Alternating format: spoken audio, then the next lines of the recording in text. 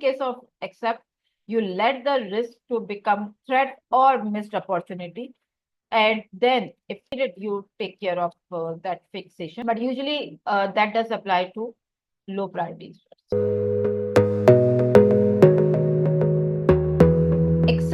Accept does apply to both threats and opportunities. Accept means that we know that this risk is there, may occur, and we are okay with that. Let it occur.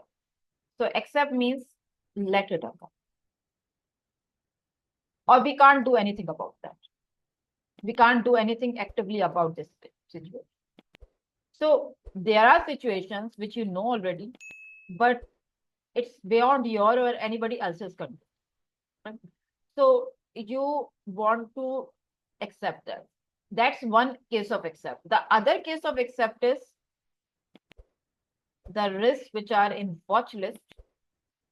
You usually qualify them in the risk register with accept strategy. You want to accept those risks. You say that even if it occurs, I'm okay with that. I'm able to tolerate that because it's low priority, low impact risk, and the maximum hit is like not going to be beyond my tolerance or threshold level. So I'm okay accepting it. Rather, I invest my time and energy and reserves in minimizing or avoiding. It's okay to accept.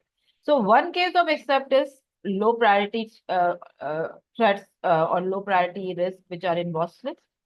The other case of accept is when genuinely something is beyond your control. You know that you have identified that, but that's beyond your control. So you just accept that, right? Because you can't take any proactive action about them. And that can happen both in threats and opportunity. For instance, there is a very common risk that you know resources may leave the project in the critical phases. You can't really bound anyone until and unless they are bound by a particular contract or a company bond. You can't bound them. This risk is there, and nobody can. So, of course, to some level, you can mitigate by offering them good environment, good compensation packages, and other factors. But at times, resources are not living for these reasons. They are living for other reasons as well. So, this is a risk which you can't actively take proactive action on. I mean, this is something. This is a situation which you would say that when it is going to occur, then we are going to see that what we are going to take care of that. So usually in case of accept, you let the risk to become threat or missed opportunity. And then if needed, you take care of that fixation. But usually that does apply to low priorities. So no proactive action is taken. However, there is a catch to this statement.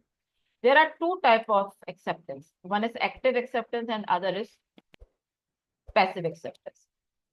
Passive acceptance is no action at all. No response or action. Just know the risk, document it, and say that it's with passive acceptance. Everybody knows that if it is with passive acceptance, it means we are just sitting on. We are not doing anything actively for that.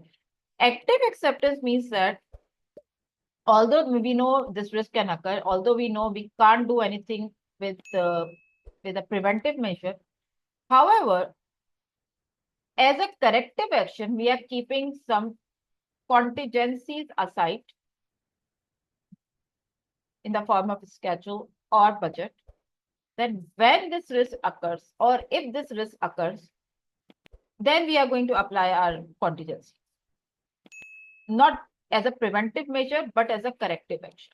So in this case, corrective action does apply. If both are corrective action.